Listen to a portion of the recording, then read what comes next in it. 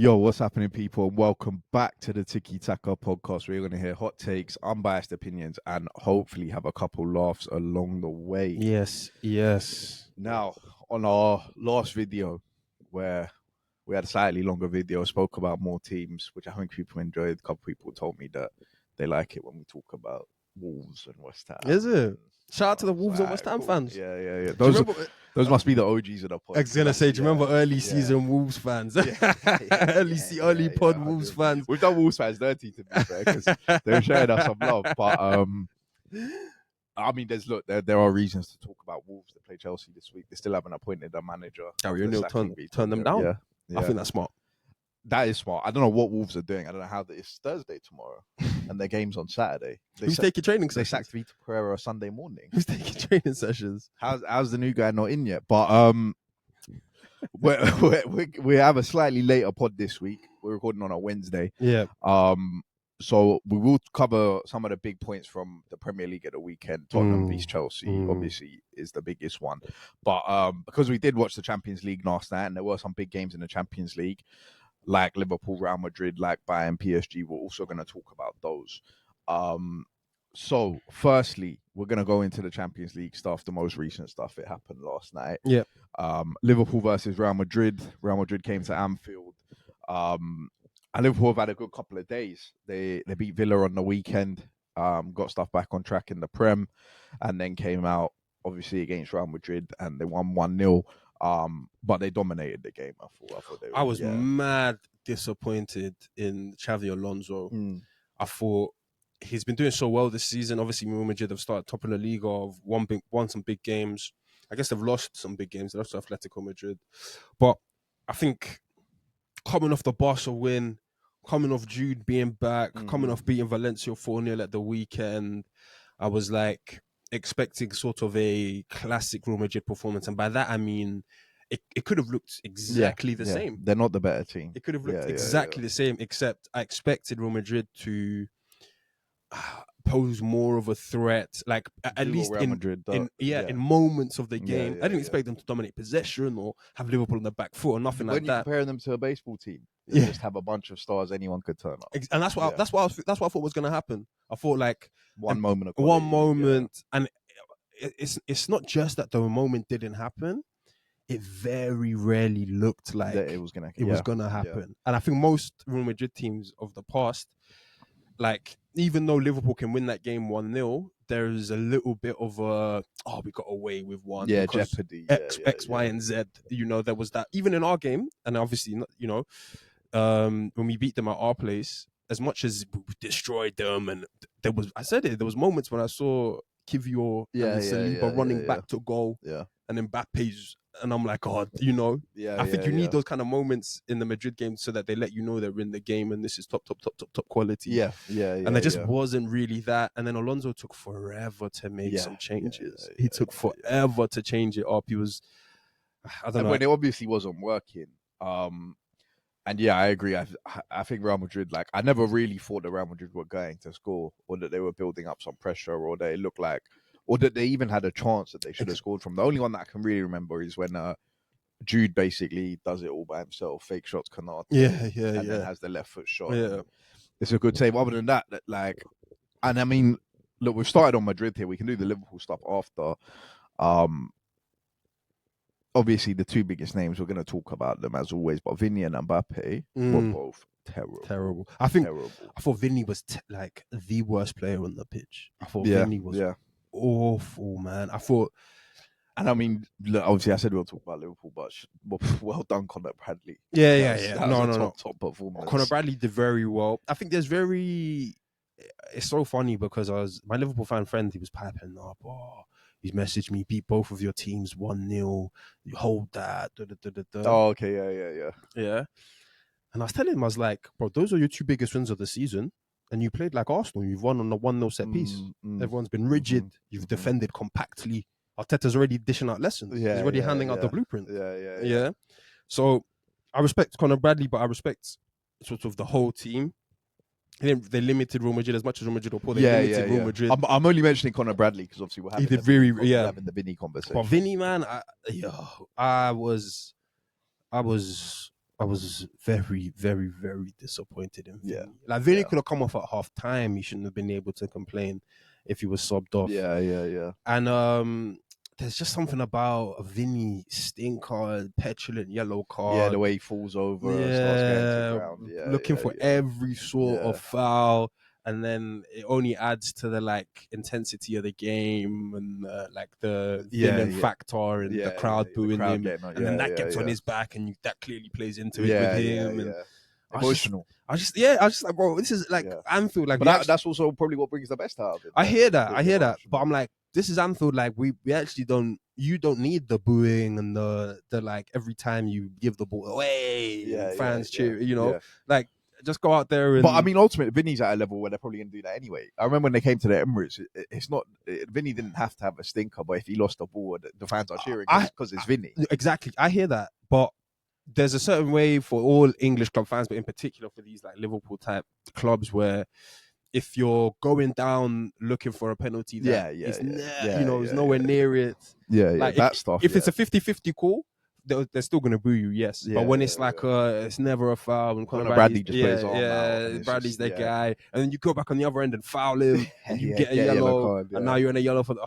I was just like, bro, it's a dark look for Vinny because and obviously there's no comparison here. Vinny's still one of the best, if not the best left winger in the world, right? But although Trossard's balling right now, but, as a side note,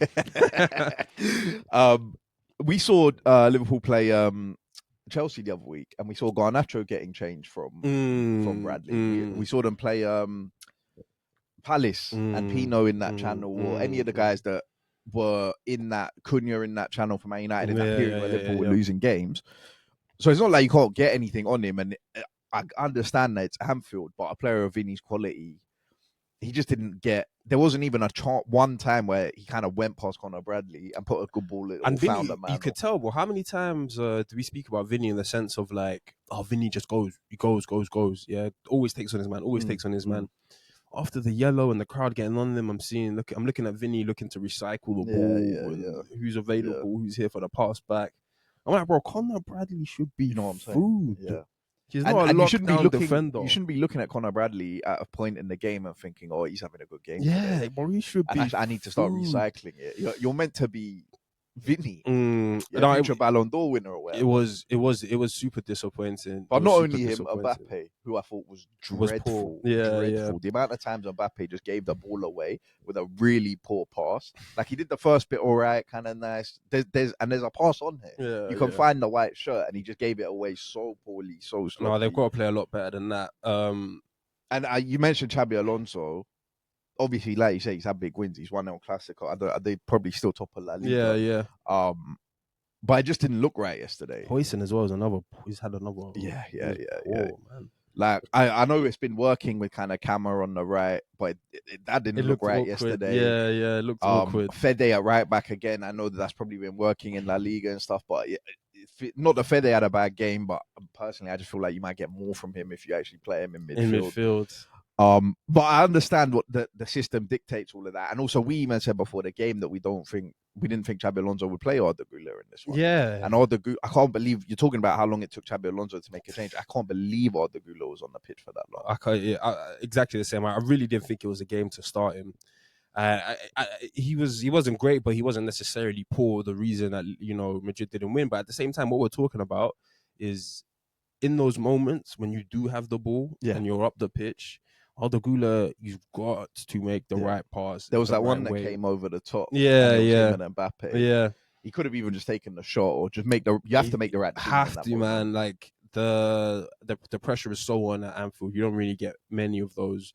And I do think it was the kind of game where if Real Madrid got one goal, especially the first one. And I think it's the same thing for Aston Villa, for Liverpool. I respect Liverpool's team. Those are two big wins. As much as I think both teams played poorly and played into the hands and all the rest of it, it's still beating Aston Villa. It's still beating Real Madrid, especially coming off sort of 4 or 5 losses or wherever it is. So I respect him for stopping the rot, getting W's on the board. But I did feel as if in both of those games, if Villa or Real Madrid got a goal, that the shakiness and the nerves and It becomes a basketball game. And the self-doubt and all of that stuff. I don't think that stuff is buried and gone and Liverpool are back and they're firing and everybody's just like, oh yeah, well, it's just 10 wins in a row now type vibes. I do feel like if another team is to go 1-0 up, if another team is to get a goal on Liverpool at a critical time in the game, right, but if that Drew chance goes in right before half-time, Madrid are going in 1-1, I'm looking at things, and I think Liverpool are looking at things, and there's a bit more doubt. Conor Bradley second guessing whether he should jump or all that kind of stuff. And I just don't necessarily think that that's completely eradicated from Liverpool. However, these are two big wins. They are. So the psychology moving forward for the City game will be as if we could beat them. Yeah, well, that's going to be the big test now. They go to the Etihad on Sunday, but I'm going to mention Courtois. Yeah. Because Courtois. I was saying in another group chat, I was like, he hates Liverpool. Yeah. There's something that Liverpool have done to Courtois across his time. For him to always have a standout man of the match performance, I'm just going to make 10 saves in this game. But I feel like that might be Courtois in that's just Champions League. He had it versus he has extra us, vim for Liverpool. But that's the thing. He has extra vim. That Slobozlai one, against us, that Slobozlai one where Slobozlai tried to dink it. I actually don't. Is hit the only part of his body that's raised? Yeah. There was another Slobozlai one from outside the box. There's just a bullet, and it's hitting the side netting. Yeah, and Courtois gets over. He gets an arm to it. It was making me think just how good Courtois is. The Marino goal was. Oh, is it? I know what Courtois is. Exactly. Yeah. But it was funny because I was thinking it's mad because the Declan Rice free kicks were kind of like one in a million. Obviously there were two of them, so I get both. You know what I mean? Yeah. But I feel like Marino could run that finish past Courtois again. I feel like Marino could just keep doing that, and obviously we'll get to Marino because he's gonna get some airtime this week. It's been a minute since we had some Marino chat. But look, like you say, big for Liverpool. They bounced back, 2 big results. Obviously, beating Real Madrid will do a lot for them. Some good performances out there. Kept the clean sheet. Even Wirtz did okay. Did okay yesterday. Oh God, the hiccups is the worst. There was one point when he bodied Arda Güler and took the ball off Arda Güler. I did think the Wirtz played a better game, like noticeably a better game. But for me, guys, it's not enough. Yeah, we're not doing that. We're not doing that. Like, we're not doing that. Guys, I said he was all right. Guys are still doing in group chats that no one's created more chances. Yeah. Whoa, that's a lag. Like, I don't even need to look at it. I know Bruno Fernandes has. Bruno's running that stat for 5-6 years. You spent 120 million, and we're still doing the no one in the first half has created more chances than no one scored in the first half. Yeah. No one scored in the first half. Why? But I was just trying to say he did all right. I hear you. It's not even a. There's Liverpool fans watching this. We're talking about Liverpool Real Madrid first. I'm just saying, Liverpool fans, don't bring that to the table. Yeah, I couldn't have brought Nicolas Pepe's chances created to the table, and he's still cost an extra 40-50 million on top of Pepe. But guys won't let us bring Pepe's 10 Premier League goals to the table. About chances created. Yeah. Come on, man. But no, look, that was all good for Liverpool yesterday. But now they go to the game on Sunday against Man City before the international break, and obviously, Man City are playing tonight. They're playing Dortmund. Rodri's not in the squad. Oh, is it? Yeah. Rested up for the big game. Potentially, Pep said that he doesn't feel perfect, so they're not taking a risk. No, I don't know I don't think he'll start versus Liverpool, but I think there's Rodri minutes. Only because I saw him get the 2-3 minutes last week. Yeah. But then I thought he'd get minutes today. What have you given him the 2-3 for? Against Brentford, but look, that's a different conversation. Yeah. We can talk about that off there. How do you see that one going? Obviously, City they got a good result against Bournemouth on the weekend. Honestly, I think it's a draw, which isn't good for either team. I would prefer Man City to win, even though I think that there may be. I don't know. I worry about Man City. I was going to say more of a legit contender, but I don't know if that's the right way to phrase it. I just worry about Man City a lot because I don't know what Pep's on and January's around the corner, and I even forgot that Marmoush belonged to Manchester City. Yeah. So if it starts to become a thing of like even if Marmoush gets to like 8 goals, if Haaland has another 8 goals from somewhere else, that might just be enough to put on a charge. You know, so I do think that City might, you know, have something to say about putting pressure on, or just always making sure that they're within 5 points and never further away. You know, so but also from the Arsenal point of view, they both have to play each other at Anfield as well, which you would expect Liverpool. I think Liverpool will win that one. Well, not lose. Yeah. So if someone's going to win this one at the Etihad, I would prefer it to be City. But I think both teams will score, and there will be this interesting period in the game. It's like 15th, 70th minutes, 20 minutes to go, and like it's 1-1, and we're really gonna see who wants it more. And I think someone's gonna step up, someone's gonna rise. I think someone's gonna try and step up and rise. I mean, as a team, team's gonna step. A team has to step up and rise, but I think there might be a Salah chance that, you know, just whistles past the post or whatever it is, and Pep's like, well, we can't lose this one. You know, here's another 2 defenders. I think there's going to be a time where it's like, or it could be vice versa. Haaland could be put semi-through on goal, and Konate has to come across, make a miracle tackle, and Slot's like, I know for Slot, for example, I feel like there's more pressure on Liverpool somehow than City, just because I agree. I just feel as if Slot loses this one, that is the real nail in the coffin. A draw isn't good enough for me, but maybe kind of you kick the can down, you know, and hope Arsenal can lose to someone in the next 3-4 weeks. But I think if Liverpool lose this one at the Etihad, I think that will be curtains, you know. And it's still early, still November, it's still December, but that's 5 losses then. Right. Already. And that's a 10-point gap, and that's like, and the team's never won it with more than 6 losses. But also just mentally, like, I think it will be tough for the Liverpool players in the squad. Like, this is a big week for them. They're riding the high after these 2 big wins. So to have that all come crashing down, losing to a bitter rival, and because if Pep wins, it will be in a very Pep way. You know, he's got the tactics right, subs right, outschooled you, whatever it is. I think within that dressing room, the squad, they will know that they're probably not good enough to win the league, or they're not in it for the title race, and let's focus on the Champions League and all this kind of other stuff. Not even that they're not good enough, but they haven't been good enough. This isn't the year. Or that's what period. That's what they'll tell themselves if you lose 5 games.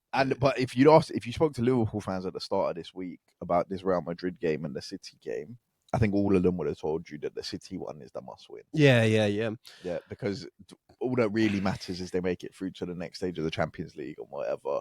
So draw, loss to Real Madrid. But if they, like you say, if they lose on Sunday, I think they'll be fairly unanimous from Liverpool fans that this isn't it. Yeah, which is kind of nuts, man. Yeah. It's kind of nuts in November to be. But it's nuts because obviously November, money spent, all of that. But when you actually just look at the performances, and they have 5 losses, all deserved losses. It's not like any of those games shouldn't have lost. Yeah.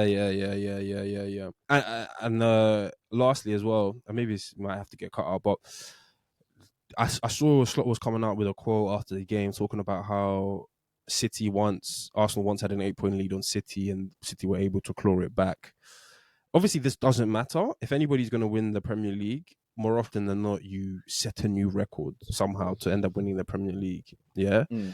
But I've never really looked at Liverpool as the chase down, come from behind, never say die, give up team that wins it. You know, or at least in my lifetime, I've never seen it. When Liverpool win the Premier League, they're front runners. You know, they're the best team in the league, and they just blow everybody out. And by the end, by March, it's all kind of wrapped up. Yeah, so that's why I put extra onus on Liverpool to win the league, is because, to win versus Man City. Is I know Man City can beat these chase down. I know these guys can go 20 games. You know, they could be perfect. What are you saying? Liverpool don't have the minerals? I've just never seen it. So I would be shocked. You want this to stay in, yeah? I don't know. That's what I'm saying. Might have to get cut out. Well, you need to tell me, bro. It's your statement. We'll make an executive decision after the fact. But I would be shocked to see Liverpool or us to have a 10-point, 8-point, 9-point gap on Liverpool coming into December or whatever it might be, and to see them claw that back especially this Liverpool team. Yeah, yeah. You know, so that's just and ultimately, like the evidence, I think, is there to kind of back up your point because when Liverpool have been the chasers, albeit 2 times they did get to 97 and 92 points, they didn't win it. Yeah, so it's almost like Arsenal. We'd probably say that we don't really want Arsenal to be chasers. Yeah, because we're not really sure if Arsenal we've seen and. In 2 years ago, we got 89 points as a chaser. Yeah, but you know, win the league. Yeah, so yeah. At the end of the day, what you're saying is still the same. Like as chasers, you're good, but you just still can't get there. You'd have to show us something that you've never shown us before. And that's why I fear City so much. Is we know. Yeah, they've shown it to us. Many. They've been the front runners. They've been the chasers. They've got the pedigree. Yeah. So it's massive. It's massive on Sunday, man. It's a huge game. And this is one of those ones where it's like, because we're a neutral, I'm actually really interested in the tactical battle. And more so maybe, I actually know, equally, I want to know what Pep's going to do. I want to know what Slot's going to do. I want to see You think Pep's going to be moving centre-backs into midfield? I think so. Because he's seen what Arteta's been on this week. I think Pep, that Bournemouth performance from Man City, I think he won't replicate that because Liverpool won't play the same way. But I think Pep will be looking at that Haaland in behind stuff and be telling Bernardo Silva and whoever Foden, look early, look fast, look sharp, look early for this guy. Yeah. Look, it's going to be an interesting game Sunday, 4:30. Pod next week should be interesting. But look, more Champions League action. Bayern, they played PSG yesterday in Paris in the Parc des Princes. Bayern before this game won 15 in a row. Yeah, they won yesterday, 16 in a row now.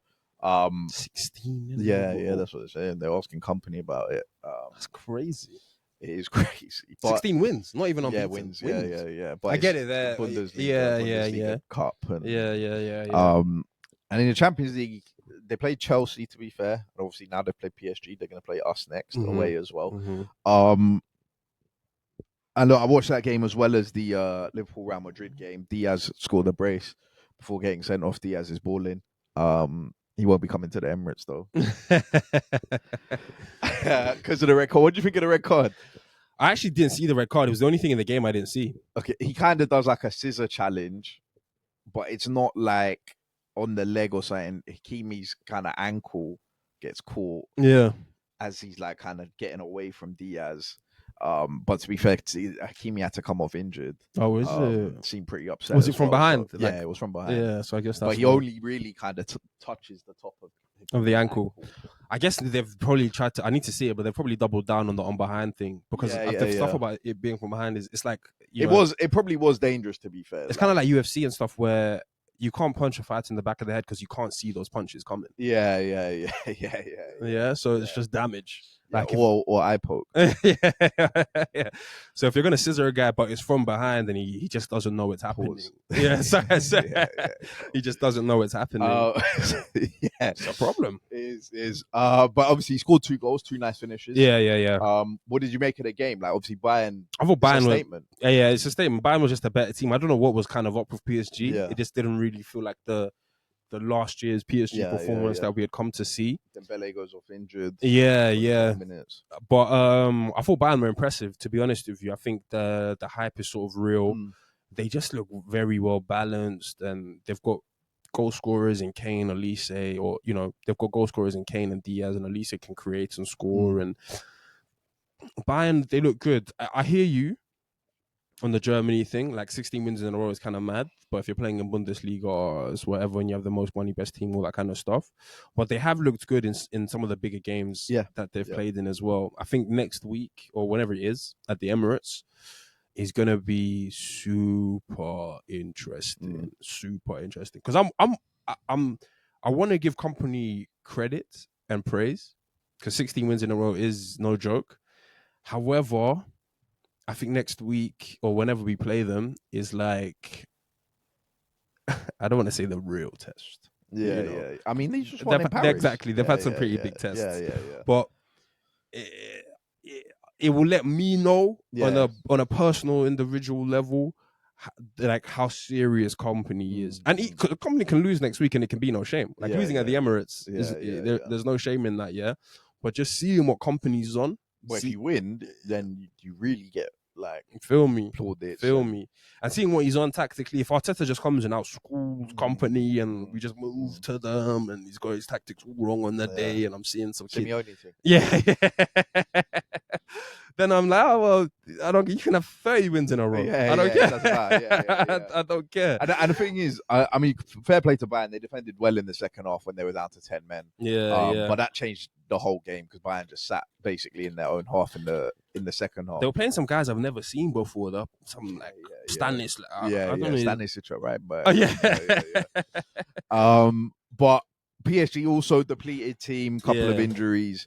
Didn't look like their strongest 11 out there. So, yeah, when they come to the Emirates, it's going to be a blockbuster game. Those are two teams, 100% record in the Champions League so far. Yeah, I think they said that Bayern have scored in every game this year, and obviously we have a crazy clean sheet record. So it's that kind of like unstoppable force, object. One of them has to go. Right? One of them has to go. It will be interesting, especially considering the fact that we're already through, both of us, sort of mathematically. Obviously, we want to finish top of the Champions League. We want to have all that kind of stuff. But I think, and I guess this is kind of the transition into Arsenal. I think the greatest or the best thing for us was just these 4 wins out of 4. Yeah. So now we can actually, we can give ourselves sort of like. I don't want to say warm-up games because Bayern Munich isn't going to be a warm-up game, but like the jeopardy isn't as high. I don't have to go to the San Siro and win. I don't have like Arteta doesn't have to, you know. Yeah, for sure. You can play around with things a little bit, try and get the best performance out of the team, see what's going to work. If you need to rest the guy today, rest the guy today. Like if Mosquera, I want our best team to play, but if Mosquera's in there, I'm not like, what are you doing, Arteta? I can't believe it. Where it looks like Hincapié's going to be in. Yeah, it's trusting him quite a lot. Well, look, we'll go to Arsenal now because obviously we're talking about Bayern and Arsenal, and that being the upcoming game. Obviously, Arsenal at the weekend beat Burnley 2-0, and then obviously they beat Slavia Prague 3-0 yesterday, which means that Arsenal have now gone 8 consecutive games without conceding.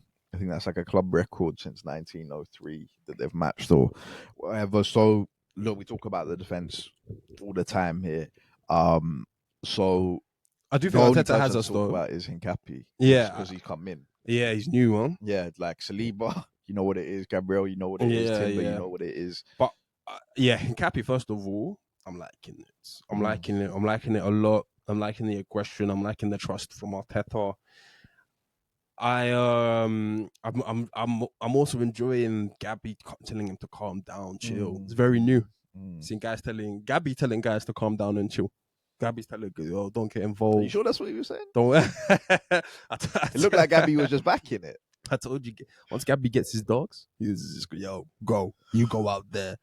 But I do think Arteta has us on some nasty stuff. Like how us as Arsenal fans are living and dying by these clean sheets. How we're all feeling the same. We're 3-0 up and I'm still so tense. Yeah, exactly. How we're all feeling the same. I was telling you that on the weekend. Shots on target and guys are hating a mere shot on target. Yeah. You know, I think I was distraught when they gave the pen. It's for Slavia Prague. Distraught. We were 3-0 up with like 2 minutes left.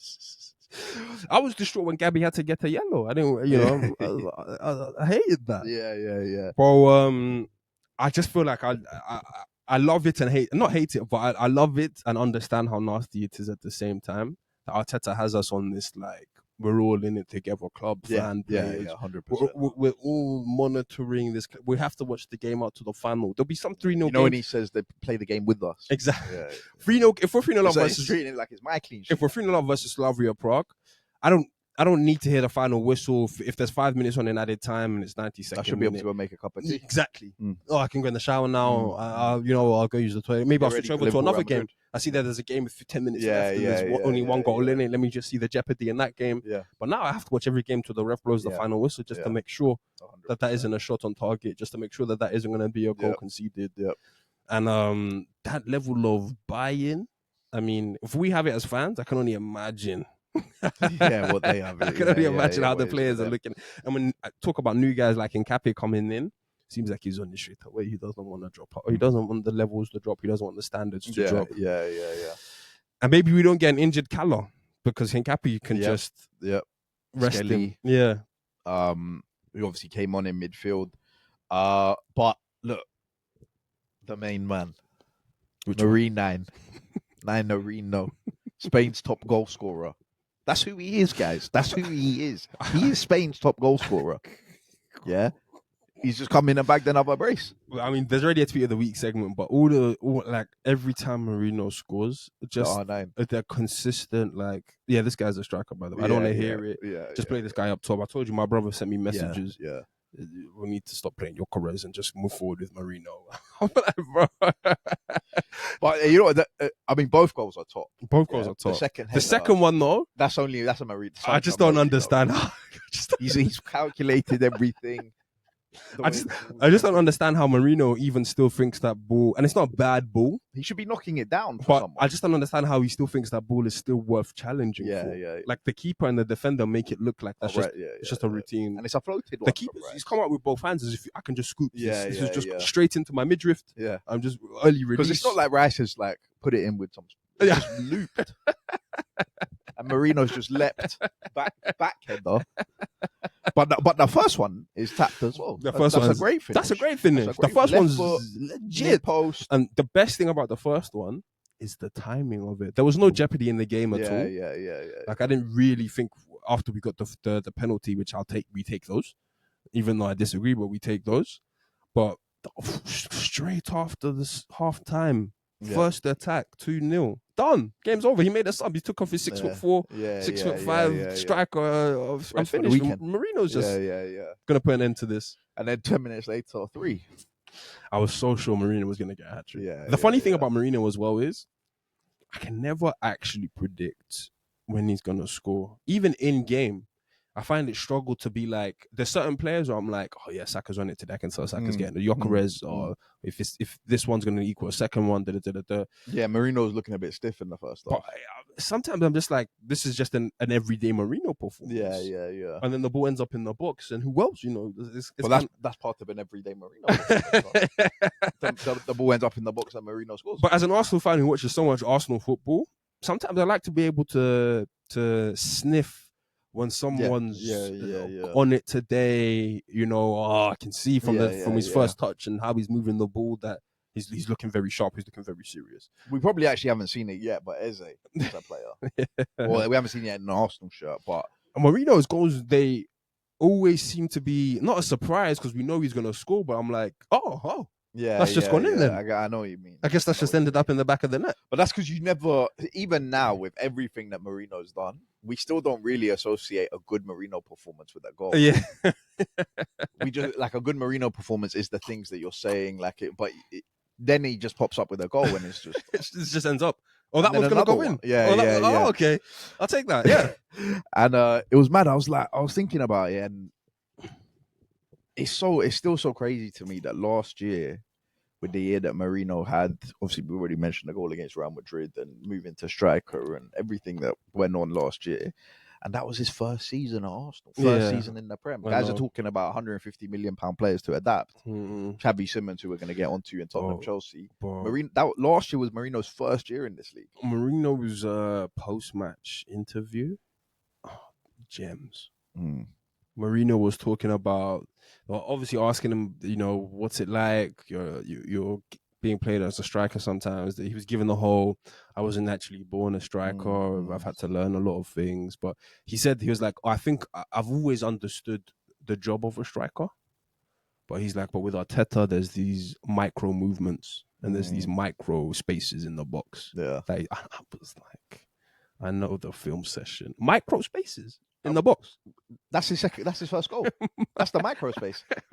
Arteta's got him doubling down on microspace tapes. Yeah, in the box. yeah. I can tell you. On number 6, remember, guys. I can tell you, Arteta is like, he's not even showing him in like striker clips, Haaland or whoever. He's not showing him the finish. He's just showing him the first maneuver in the box on how to just breeze past a man. Yeah, that's it. The space, there's just bare footage of the very first step that a striker takes in the box on the ball. Those are the micro spaces that Marino's on. And we know Marino loves watching tape. We said that we called that from early. When I heard Marino say that, I was dying. I was just like, I know the film study is nasty. How much do you reckon Marino's ability to take on this role and play as a striker and actually knuckle down, put the work in, and obviously become like somewhat of a goal scorer has played a part in Arteta making him part of the leadership group? Massive, but at the same time, I think it was an inevitability thing. Like, I think if, for example, we didn't have a striker issue, we had gunmen, but we had a centre-back issue, and Saliba, Marino some days needed to partner Gabriel as a centre-back or whatever it was. I think Marino would be just as hungry, just as willing to learn, 100%, and equally just as easy to put into the leadership group. Like, there is nothing. But that's kind of the point I'm making, is his character. Yeah. Like, I was going to say, like, you could put him a left back. Yeah. No, massive. And then I agree with that 100%. Marino's character is what Arteta wants, is looking for in a player. If Marino's 28, 29, and he still feels as if he can learn new things. And I just don't think, like, I love Trossard. I don't even know if that's Trossard. Yeah. I don't even know if Trossard thinks he can learn new things in football. And we're going to speak about Trossard. Yeah. So why Marino and guys can get into the leadership group is there's nothing that Arteta's asking of Marino that, one, he isn't doing himself already, or two, he isn't like willing to learn with a smile on his face. Or more footage, more tape. Oh, calm. But yes, boss. Happy, boss. No problems, boss. You need me an hour early, 2 hours earlier for a bleep test? I'm happy to do a bleep test. 7 a.m. in the morning. I don't mind. You know? Yeah, 100%. And look, you mentioned Trossard there. I think Trossard, they came up with an assist on the weekend. Had one cleared off the line. Assist for obviously Marino's goal. He seems to be playing left wing very regularly. Yeah. They said that he has a goal or an assist.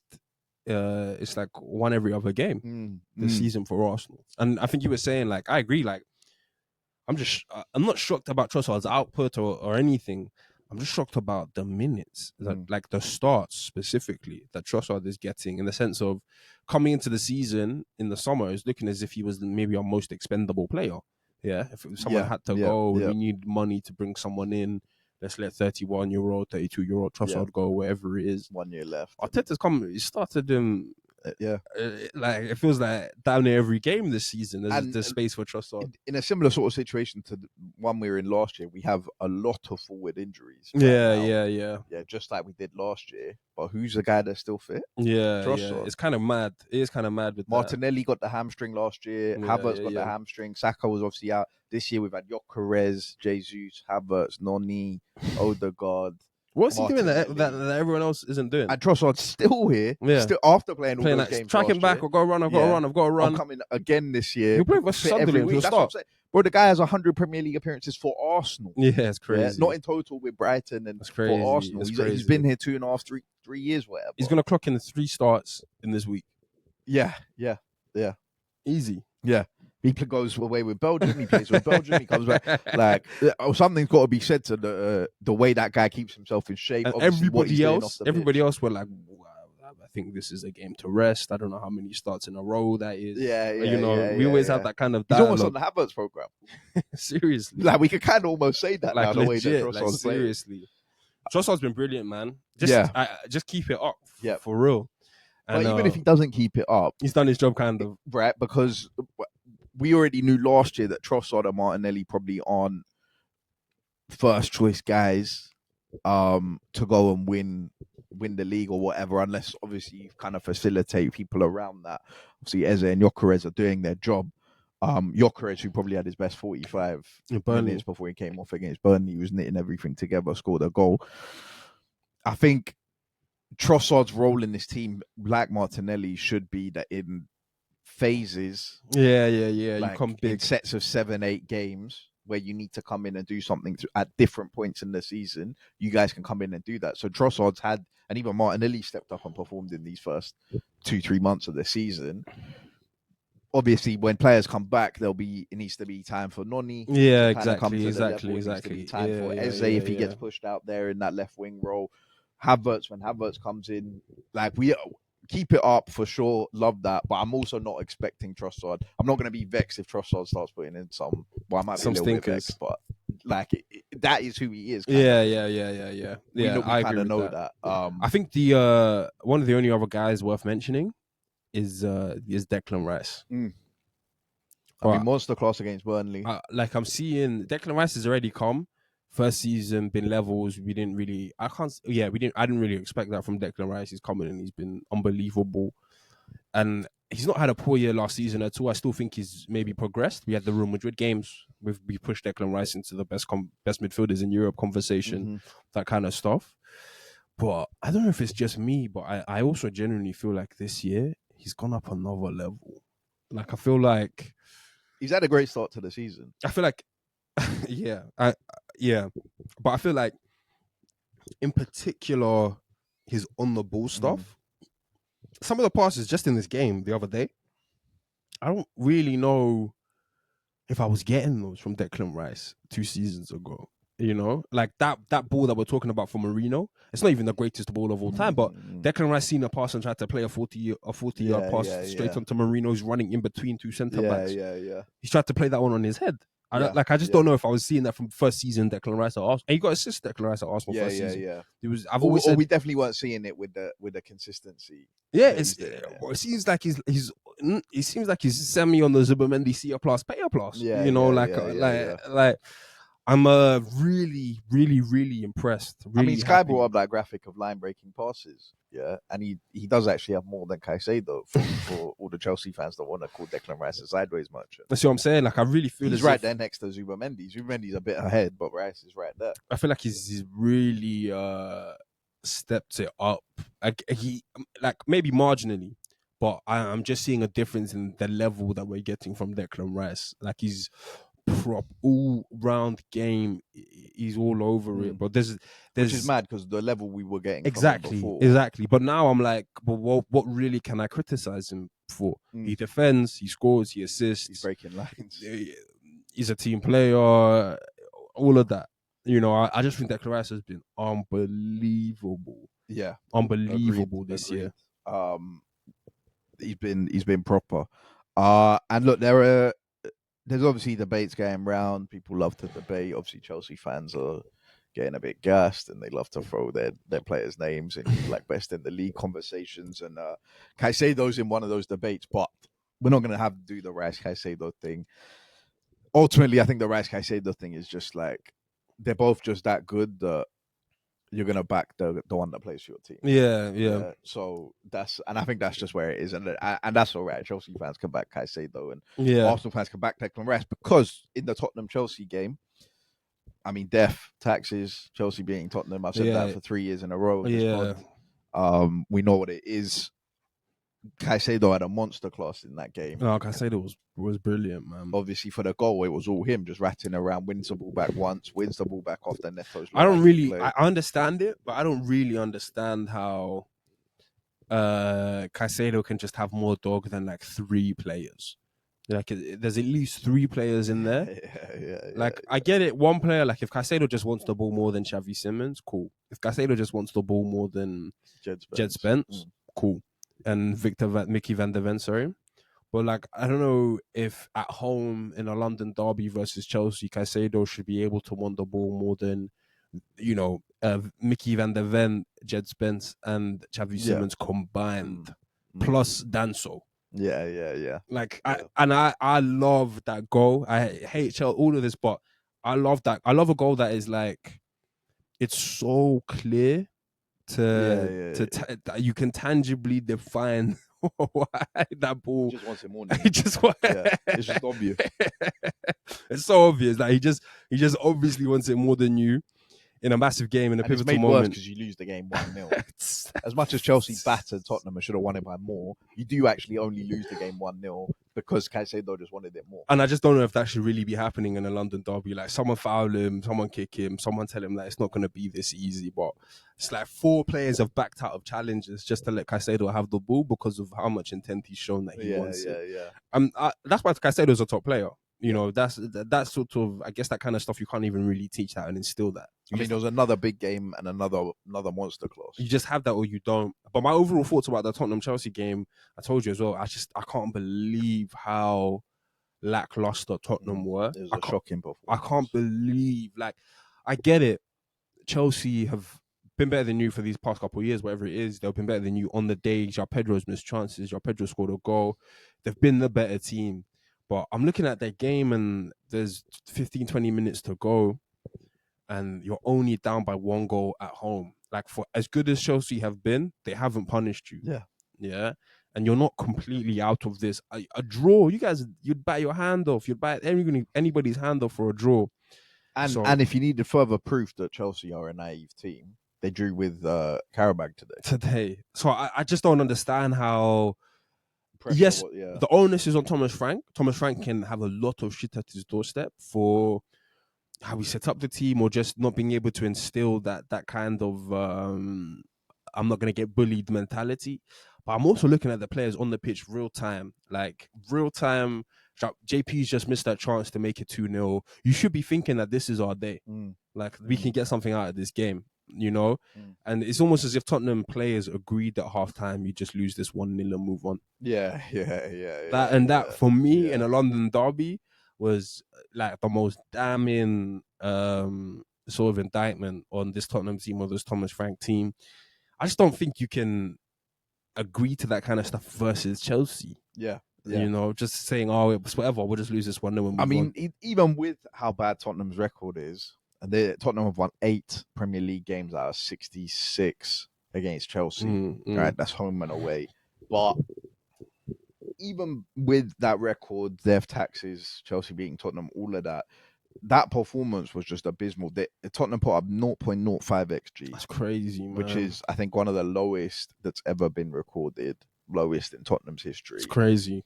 And again, we will come back. It's in a London derby at home against Chelsea. And look, we could talk about Thomas Frank, but obviously Xavi Simons comes on in the game early for Bergvall and then gets subbed off around the 75th minute, whatever it was. Xavi Simons, I said it as well. Literally every Chelsea player knew I can get this ball off Xavi Simons. Like, he doesn't want it with us physically. He's looking for the ref to bail him out every time. He's hoping for a whistle. And it doesn't matter who it is. Reece James had one where he's bodied him, but there was everyone, man. Lavia, Caicedo, Gusto.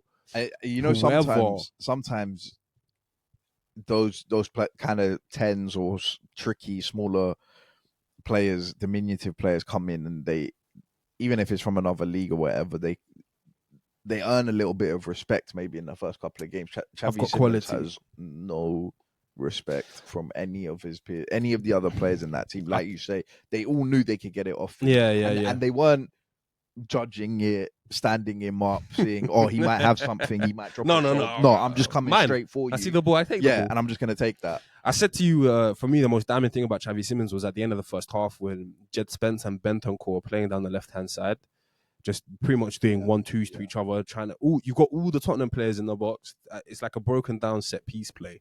You've got Mickey van der Ven and Richard Romero, all these guys at the back post, hoping for a ball in.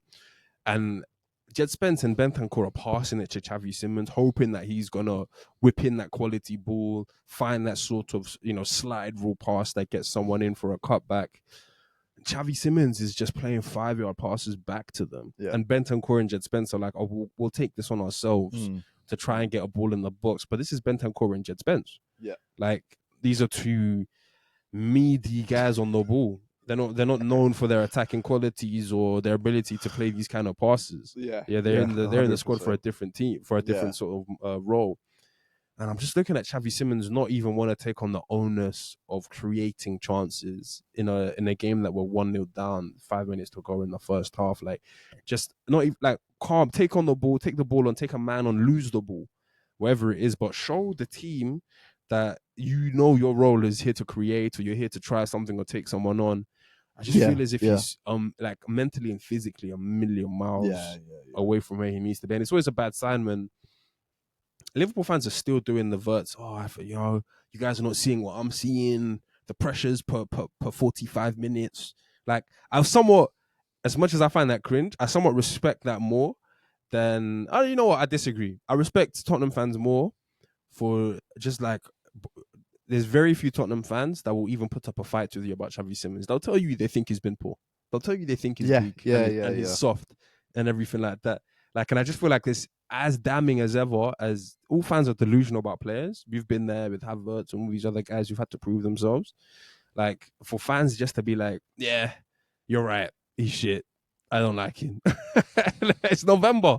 He's cost them 60 mil. They chased him all summer. And they're like, yeah, you know what? You're right. He's a bad player. To be fair, I think the majority, because there definitely are Tottenham fans doing that, but I think the majority of the Tottenham fans are saying still in his camp. He's been poor. He's been shit. He's not had a good start. But I don't think they're completely. Yeah, they shouldn't be. Right? They shouldn't be. And you wouldn't, right? Like, we don't need to bring up Denis Suarez and how you thought about Denis Suarez. But that's where you should be as a fan. You should be delusional. Agreed. But the difference is Liverpool fans won't admit how poor the Verts has been.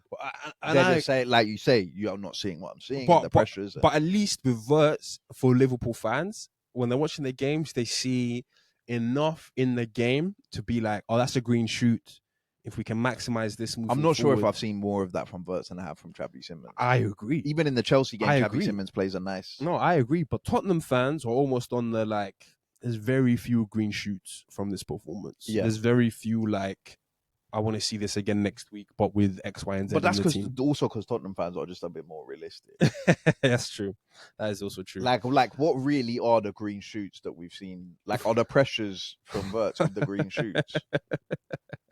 For Liverpool fans, that's the green shoots. Like, I don't think Tottenham fans. And look, I hate Tottenham, but I think quite a few Tottenham fans are quite reasonable. I agree. Even the Colomani, they're on it. They'll tell you, he doesn't want to be here. Yeah.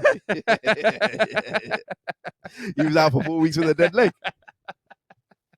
Just go. Just go back. But look, obviously, Jed Spence and Van der Ven, there was a big noise made about the two of them walking off past Thomas Frank. Thomas Frank kind of staring them down as they walked off. And obviously, Tottenham have beaten Copenhagen 4-0 yesterday. I'm hearing apparently that they played well. I haven't seen any of the goals. But vibes are back up. Well. Guys are saying, I'll tell you off air, actually. But look, they did walk off. Thomas Frank kind of sort of addressed it, said that they were annoyed and whatever. I don't know what your thoughts are on that, but I'm not with that. I think Thomas Frank's a bit of a pushover. Yeah. I was gonna say something. Yeah. Well, that might be a bit too far. Thomas Frank's a bit of a pushover there because lay down the law. You can't just come out afterwards and say, "Oh yeah, they were annoyed and they came into my office the next morning and told me." No. You tell them there and then. Yeah. This is your team. How right? wrong that is. That's the vice captain. They should both not have played. Yeah, agreed.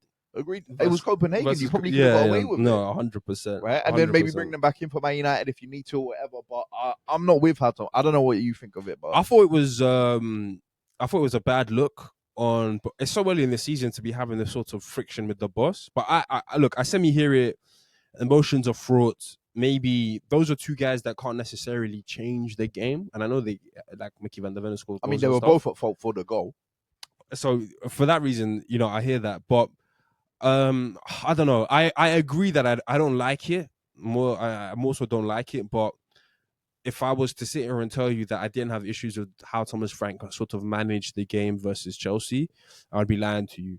But yeah, But we have spoken about that part. The game. Yeah. And the reason I think he's even more of a pushover is because Mickey Van der Ven and Jed Spence were in the wrong. I agree with that wholeheartedly. I'm very much on the side of forget about even listening to your manager and doing what your manager says. I'm respecting the authority, whatever. I'm very much with the those fans in that stadium pay their good money, their hard-earned money to go to watch the game. Yeah. So what you put out in that game wasn't good enough. Whether it is good enough, whether you win. You beat Chelsea 2-0, 3-0, and it's a great day. And you go and clap the fans, and the fans have spent their money. They've loved it. Or you put in what you did which was disgraceful, and you lose 1-0 at home. Yeah. All the first words out of your mouth. The very least you can do is just go over and say thank you for the support. And even though they were getting booed, which I think is obviously part of it, they obviously didn't like it. We don't want to go over and clap them because they've just been booing us, whatever. For the first 30 minutes of that game, well, up until Chelsea scored, basically, I'll give it to the Tottenham fans. They were pretty good. Like, they seemed behind the team. The atmosphere seemed good. They seemed like they were on it. They were ready.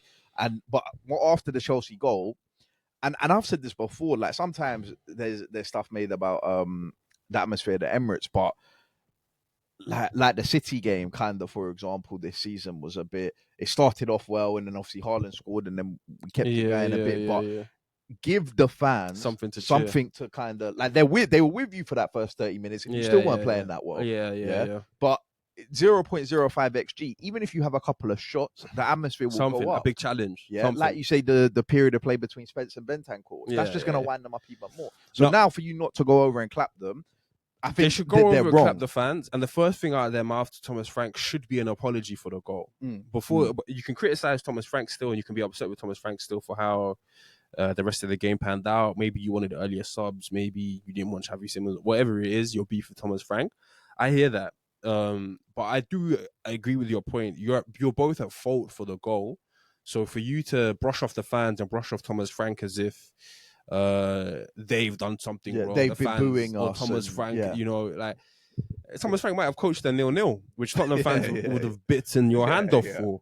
So 100%, the first words out of their mouth to Thomas Frank should have been an apology, and then afterwards, behind the scenes, you can start saying, "Oh, but I didn't like this, I didn't like that, I didn't like this, I didn't like that," But the only thing I will say is, the only credence I give them is, as much as it's wrong, it's tough to know how they feel in those moments when the whistle's just gone and you've lost the derby and this was a game maybe you thought you could win. Do you remember when Bellerin went over to the Palace fans? They just started saying, "You're not fit to wear the shirt." Now, look, I'm not saying that that's going to happen to Spencer Van der Ven, but I hear the point. But at the same time, no, it's wrong. It's wrong. They're not booing you because like you've really given them the reason to boo you. It's not for some like make believe reason or some like you know. Like there was one time at the Emirates when Alex Iwobi got subbed, right? And I think the Emirates kind of cheered or whatever, right? That I think is wrong. Like as much as Iwobi might be having a bad game, it's not like a he kind of doing it on purpose or whatever. It's not a that thing. Like you not only directly at fault for the goal, but your performance as a team. And I think Mickey Van der Ven was captain on the day, right? Because Romero wasn't playing. On the bench, is why the fans have reacted how they've reacted. No, I agree. At Tottenham, I think that kind of stuff is interesting to note early into the Thomas Frank tenure and campaign. There's big games to come. What happens if you lose to United? Well, I was going to come on to the Thomas Frank questions. Obviously, we spoke a bit about it off air. I find it really funny that the fastest way for a Tottenham manager to lose the Tottenham fan base is to play negative football. Yeah. Like they're still fourth in the league or whatever, right? Fifth in the league maybe. And obviously I know the league table can be a bit fugazi. Like you say, they've got Man United, they've got some tough games coming up. But Tottenham fans are almost ready to like, and look, I've already said that performance on Saturday was shocking, but I do think Thomas Frank is a good manager. They're already ready to kind of be like, throw it over, well, if we do lose to Man United, let's blow this up. I said this to you, like I was so upset. Maybe it's not the right word, but I was so like disapproving of how Tottenham played. And then Sky Sports were like, and this is how the table looks after this result. I'm like, oh, actually, yeah. I think at the time they were third or fourth in the table. Yeah. And I'm like, if you could have asked Tottenham fans where they wanted to be 10 games in, it would be exactly where they are right now. Yeah. And I get it. They've not played the best teams. The league, as you say, is still fugazi a little bit. Yeah. But all is not lost. But I agree with your point. The Tottenham hate for a pragmatic manager is so funny because I feel as if they've had more pragmatic managers in my lifetime than they've had beautiful football managers. Yeah. So I don't know where the delusion comes from that, like... But the pragmatism before was almost kind of like earned in a sense because Poch laid the foundations and we played beautiful football, champagne football, but Poch couldn't win anything. Yeah, so now it was Mourinho comes in and Tottenham fans were ready to accept, because all anyone ever told Tottenham fans was that they don't win anything. So a bit similarly to Arsenal. Obviously, Arteta's won the FA Cup, but right now it doesn't matter how we win. Yeah. I Set agree. pieces, whatever. I So agree. Jose comes in, and then Conte comes in. But yeah, but we saw how those ended, right? And Thomas Frank's not going to be given the time that those two got because he doesn't have the pedigree. Yeah, I agree. But maybe I'm biased. Maybe there's too much hatred in the way. But I don't think Tottenham are a renowned club for negative football. But I don't think Tottenham are a renowned club for like just free flowing, beautiful stuff. Well, you have to go back to like before we were born. And that's what I'm saying. Yeah. And Gaza. But like, if the identity was 30, 40 years ago, if the identity is 30, 40 years ago, like how much of that is an identity? It's like generations have come and gone, and this is a whole different thing. Yeah. You know? Well, I guess that was Modric, Van der Vaart. But Tottenham have had good players over the years, but like, I don't know if the Modric, Van der Vaart team is just playing free for even the Pochettino team, which played good football. They were known the pressing monsters, physical athletes, tough to beat. Like, I don't know if it was on the Pep, or but the Xavi, those teams, and they scored goals. They scored goals. Right? They scored That's goals. What I was gonna say. They scored goals, so that changes things. They were almost known as quote unquote attacking teams. Even Pochettino's team, and I agree with you, high pressing, physical guys. But because they scored goals, Tottenham fans translated like the Liverpool football team that won the league. And obviously that had better attackers and everything, but it's a similar sort of thing of high pressing. Yeah.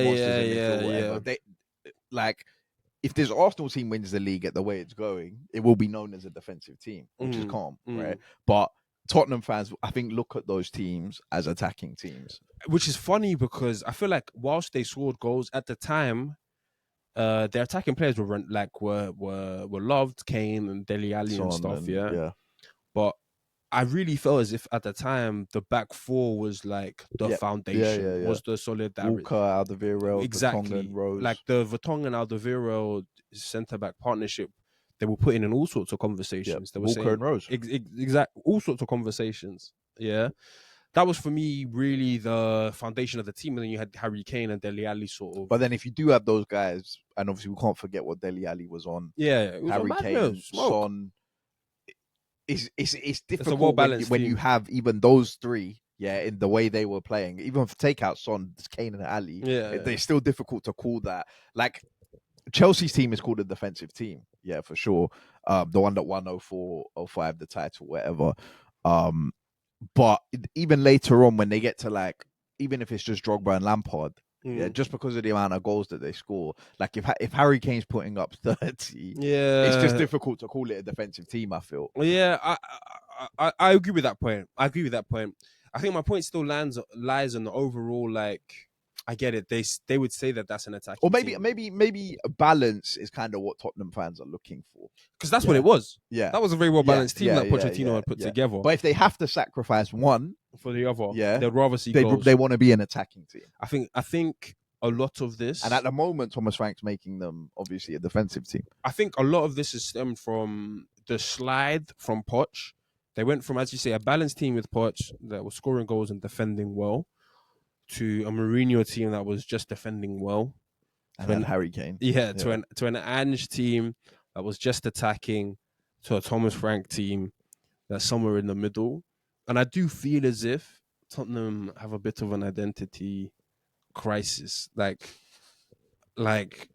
I don't really feel as if what the fans want aligns with what Thomas Frank is going to deliver them, aligns with where the direction that the club and the new ownership or the new GM are looking to go in, And, I mean, Tottenham fans already have an issue with Thomas Frank's quote about he's prioritizing defensive stability, right, and getting the defensive shape. Tottenham fans are already talking about. He said he's doing the Arteta approach.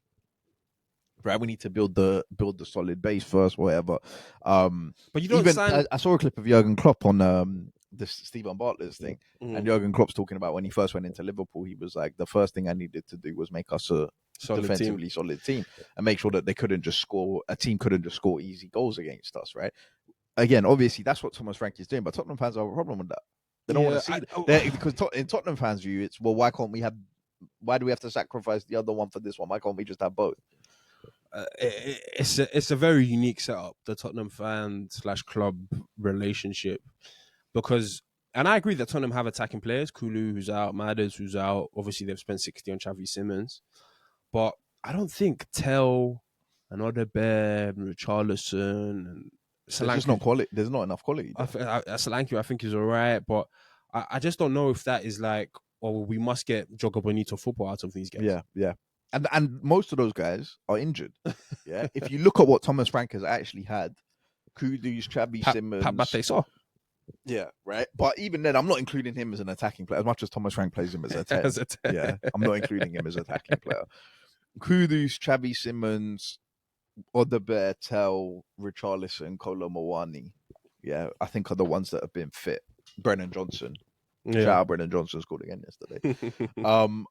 None of those, other than Kudus, I think are really at a level where you can get like an attacking team or attacking quality. Or at least every week they've shown you that, oh, I can count on this guy to be this great attacking talent every week in the system and 100%. So yeah, look, I don't think Tottenham fans are calling for his head or anything.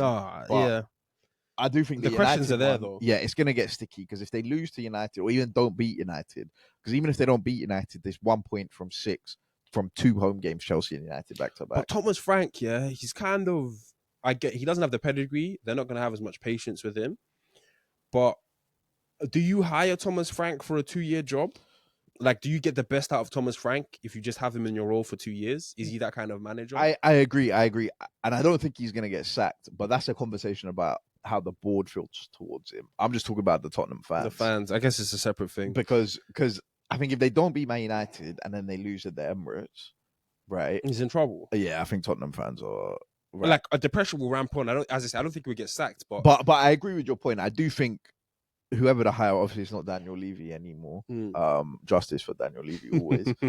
But we should have that. Yeah. whoever the higher ups are, I think they're seeing Thomas Frank as this is a long term. Why sign Thomas Frank and be like, in a year or 2 years we have to win? Unless it becomes untenable, which I don't think it will. Like you say, you look at the table, as much as it might be Fugazi, the table can be Fugazi till Jan. Yeah, exactly. Yeah, you can be within like you've said before, 3 wins in a row. I'll change you. Man United have drawn to Forest. Man United could lose to Tottenham on the weekend, and they'll still be there thereabouts because they won those 3 in a row. 9 points. So and Thomas Frank can put together. It's not like last year where we just knew he wasn't going to win. Yeah, he wasn't going to string it together. Thomas Frank can do that. Yeah. Right. Even if he does it in a nasty way. And as you say, you got players to come back. Yeah. So. And I mean, you won 3-0 at Everton last week. That's a good result. Yeah, but they didn't like how they won it. Yeah. So, but look, that's enough on Tottenham. Tweet of the week. I've got. I already told you this was going to be my tweet of the week. Xavi Simons telling everyone he's a La Masia graduate, and it's the picture of Mike Ross. If you know, you know. That I already told you, bro. That was bad. That was actually a great tweet. My tweet of the week, I should have come prepared for this, man. There's so many good tweets that have been going back and forth. Yeah, there were a lot this week.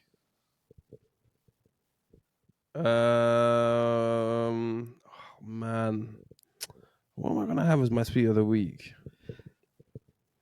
Oh, let me see what I've sent you. Actually, that's usually how. That's a good place to start. Oh, I just sent this to you recently. I did like the Marino's almost equals Neto's career goals just this year, just in 2025. Career goals. And what did we say about Neto? He's not. Come on. I know you're watching. Speak on it. Oh yeah. Another thing, not necessarily tweet of the week. Just Twitter in general or Arsenal Twitter in general. When Marino scores, I can't tell you how much. Yeah. When guys are doing up Marino's goal tally to Sesko's goal tally. Yeah, it's good. I love all of that stuff. So Marino matching Sesko's. Marino, our third choice striker. Yeah. Fourth, well, under. Actually, third. No, third. We'll see on Sunday. We'll see on Saturday. Sunderland, maybe. Yeah. Maybe he starts. Who Marino? Yeah. Anus. Anus. So Jesus is 5th. No, stop this.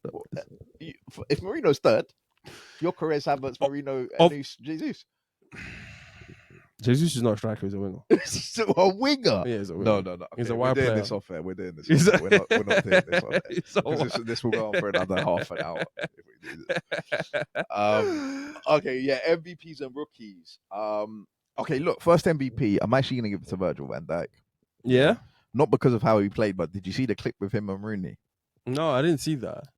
So Rooney's been obviously doing his punditry stuff and whatever, talking. Yeah, smack I told you my thoughts on Rooney. Yeah, talking smack about Liverpool and like a lot of what Rooney said was fair. Yeah, and I didn't actually know that Rooney even said this, but apparently Rooney said that since Van Dijk signed the contract, he's kind of let it slide a bit and kind of maybe not shown as much effort or passion. Van Dijk said that. No, Rooney said that. Yeah, about Van Dijk I was about to signing the contract.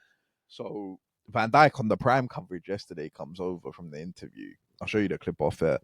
It talks about the criticism. He's like, yeah, look, when it's coming from ex-players who have played at the highest level and they know how difficult it is maybe just take into account that you've been there and whatever. And then Rooney obviously sees that Van Dijk kind of, so then Rooney comes back and says something, and Rooney's like kind of defending his points. He was like, I think like basically everything I said was fair. And he was like, in that period, obviously you have it with other teams, you need your captain to come in and basically get the team together, whatever.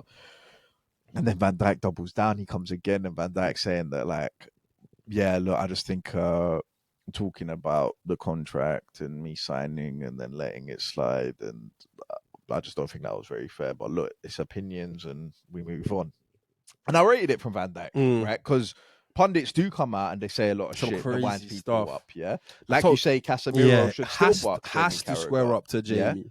And told him to get out of the game. And guys are like, oh, Casemiro could have done this to Carragher 6 months ago. Van Dijk's such a bitch and he's so petty and he's rattled. But as much as I find that funny and it's a funny narrative to run, like you say, Casemiro should square up. 100%. Van Dijk should. I'm happy Van Dijk has done this. Yeah. Because especially, I didn't know that Rooney said that about his contract or whatever. But then if you're there on the cover, like Van Dijk hasn't gone out of his way. Yeah, they pulled Van Dijk for the interview. Yeah, don't let it and slide. You're standing next to him. Yeah, don't let call it him slide. out. Same, Casemiro will never do an interview, but I agree. Don't let it slide. Like some of these commentators, man, we know what they are. We know what they're doing. Like some of them will come up on studio and say, 1 week it's this, and this with a player, and then come back the next week and say the exact opposite. They'll tell you, oh, tweet of the week could have been the Carragher. I'd pay 150 million for you each sack. Feel me? And Carragher would do gymnastics. Yeah, we shouldn't have done that. I was never really. You do gymnastics. He's coming out saying, I don't think Slot wanted to sign Isak at all, and Ekitike is his real signing, and all of this. Yeah. What does that matter if you sign them both? Yeah, agreed. Play who you want to play. Yeah. So, like, I would love to see Casemiro call out Jamie Carragher. I would love to see that. Casemiro won't do it, but he absolutely should because. But you know what they were saying? They were saying that that's how you know the difference between Van Dijk and Casemiro, and how one is actually a real winner and doesn't get phased by any of this stuff because he knows who he is, and Van Dijk's. Look.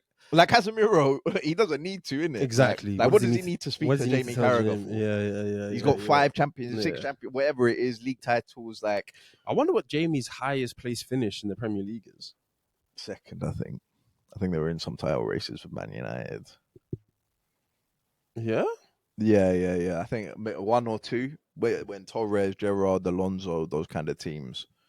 I don't know if the team finished second though. I think he finished at least once. Probably, yeah. But even still, I just wholeheartedly agree that as you say, if a pundit is gonna come out and say something that you don't think is true or not relevant to your situation or whatever it might be, well, don't let it slide. Don't let them like, and especially guys like Jamie and Gary who like to like throw rocks and hide their hands and be like, oh, I never said that. It wasn't me, or that wasn't the context in which I said it. No, you said it. We have it. We heard it. And I understand, like, I would quite like footballers to just go out of their way and put it on social media and just add them and call them out. But I understand that footballers can't really do that. Yeah. So you have to kind of wait for your moment. Obviously, Van Dijk, the Prime have called them over. Rooney standing right there at the moment. There. Even Jorginho, do you remember when he went on Rio's pod? And he called out Rio for what Rio said about him being like just nowhere near the level or whatever and shouldn't be at it. I Bro, think the maybe backtrack they Ballon d'Or. do is always And Jorginho hilarious. was on his podcast. Obviously, the platform to do it pressed him about it, and then Rio was like, "Yeah, wasn't really familiar with you." And then I feel like you kind of went up levels or whatever Rio was trying to do. Yeah, but yeah, I just thought that was good from Van Dijk. No, that's I worth like it. that. That's worth it. I got Haaland as well. We haven't even Yeah, mentioned Haaland's Haaland. getting MVP. I guess I kind of already given one to Declan Rice. I do want to give one to Arteta. I think Arteta, as I told you off air, I think his squad use has been 10-10. I think Arteta has used our squad perfectly. All the injury crisis stuff, all the players out, all the rotations, all the guys getting rest. It's almost as if he's learned from from wounds from the City game from previous directly. years. I had a couple of MVPs, but now I don't know why they're all blanking me. I want to give an MVP to who beat the Blue Jays? I was about to say I want to give an MVP to my Dodgers, my LA Dodgers. Shout out Shohei Ohtani, Yoshinobu Yamamoto, Roki Sasaki. You got to start with the Japanese players. I want to give Kike Hernandez, Teoscar Hernandez, Max Muncy. I'm into my baseball now, guys. Shout out basically LA Dodgers back-to-back champs. It was one of the best. This is my second year watching baseball. It was one of the best World Series I think I've ever seen out of the two. So, so shout out to the LA Dodgers. Be back-to-back champs, baby. Yeah. Next time I come on here, I must have an LA Dodgers cap. I also want to shout out my guys, Luca. Yeah. Austin Reeves, Jake LaRavia, the new guy is coming in. My white boys holding it down for the LA Lakers. Big Dubs on the board. Wins. Winning record. I thought we'd be down and out. LeBron's not even played a game yet. And LeBron is nasty. LeBron getting Steph on. LeBron. And I hear it. You're 40. Like, how many games of an 82-game season do you really need to play? But the fact that LeBron is like a full-time podcaster. Steph, come through. Yeah, come through. We'll sit down, Draymond. Let's go and have a chat. Guys, the young guys are killing themselves. Austin Reeves is averaging like 40 points. He's breaking his back every night. LeBron deserves that, though. LeBron can go out however he wants. I just look. I'll give the same treatment to if Embiid was on a podcast. I'll be telling him. But we can't. I'd be telling Embiid. What is nasty. Embiid given to the game of basketball? I'll be telling all of them is nasty. I've given LeBron his praise because he can do it. LeBron can leave the NBA. Bro, you want an OAP? However, to he not wants. Do something on the side. You want an OAP to just play every game. He's got the time to do this. No. Let him do it. But LeBron, you don't want to miss this one. Steph's in town. You don't. I don't want to miss that. The greatest shooter. I'm looking at the box scores. I'm looking at the minutes of guys who are playing. It's a Paul George thing. Do you remember Paul George had to cancel the podcast? He was catching too much heat for not playing. I'm onto your game, LeBron. Soft launch. I respect it, bro. I respect it. Do your thing. But I know it's nasty. The guys are out there. JJ's furious. It's nasty because it's Curry. That's just mid-season link up, Steph. Just record a little pod. And... What are we doing here? Yeah. It's two LA teams. At what point does JJ be like, it's time to get to work? Yeah. Anyway. Rookies. I've only got one written down. Go on. No, I had the rookie. Go on, just say it. Emi Martinez. Oh. Self-explanatory. Clown. I had the rookie. But now, we have to give Shaka a shout out MVP. Oh yeah. Shout out Shaka. Shout out Riche LeBeouf. Yeah, Regis LeBrie. I don't know how it comes out. Shout out Reese. I think he's doing his thing. It's kind of weird seeing the Sunderland owner. Yeah, he looks like he's 34. Yeah. I can understand him. He looks like he's. I was like, what's going on very here? young. I thought he was the I assistant. thought it was one of the players. I thought Reese was sent off for the game, and this was the assistant manager stepping in to do an interview. And I couldn't really say, oh, that's the owner. Thank you for the owner to come out. But no, the way they're talking about, you see, I saying that when a Sunderland fan saying Xhaka's obviously coming out afterwards, saying that they were just nowhere near the level, and it was unacceptable in that first 20, 35 minutes. And this Sunderland fan was like, we're in the top 4 and our captain's telling us the performance was unacceptable. He was like, are these the standards? I've never felt this before. Yeah. Like, we just picked another point at home to Everton. I bear in mind, Sunderland have had back-to-back relegations in recent memory. Yeah. They know Xhaka's coming out afterwards telling this it was unacceptable. They know what the depths. They know what the depths are like. Yeah. Xhaka came out, he was like, we had a bad training session yesterday. It was poor. And then he was like, I always believe you train how you play. And then we came into this game and they have a chance after 12 seconds. No, shout out Xhaka. Yeah. Shout out standards. Please, bro, don't come with. Let it slide. You see, they asked him about it. He's already talking. It's going to be an emotional game for me. I need a I had 7 amazing years there. I need a niggle halfway. Oh, Shaka's Wednesday. Xhaka will play through a grade 3 hamstring to play in that game. Yeah, he will play in that game. But I'm asking, bro, please. Your shirt's been on the wall since we changed. Rice will hold me down. Don't take it easy on us. Rice will hold me down. You got me. Yeah, look, we'll be back next week. It's funny. You're not really on Insta like that, but sometimes every week I've been posting Xhaka's Instagram post on my story. Is it? With sometimes with like the back on top stuff, taking the piss out of Mustafi, and sometimes with the like saying that whatever it is, yeah. And if they lose, I'm like, oh, we go again next week. Yeah. When they beat Chelsea, it was London is red. So I put it up after the Everton game because obviously he scored as well. And my mate messaged me. He was like, are we doing this next week? And I was like, we'll see. Xhaka will give us a lovely message if we beat them, though. Great team. Go on, do this for us, guys. He'll give us a little. We're sprinkled in with we weren't good enough. It will be better next week for my Sunderland fans. It'll be better next week. I'll take these next 2 week breaks to improve. Physically, I'll come back. Look, ultimately, I'm just going to trust Mikel to come with the plan for Granite because that's just how we need to get this done. So yeah, look, we'll see you next week. Arsenal, Sunderland. Big game, Man City, Liverpool, Tottenham, Man United. It's a good weekend. Tottenham, Man United. I might actually be looking forward to that one more than Man City, Liverpool. Saturday lunchtime as well. So yeah, 30. We'll see you next week for another episode. Thank you guys for listening. Please like, comment, subscribe, all of that, and we'll catch you next week. Peace.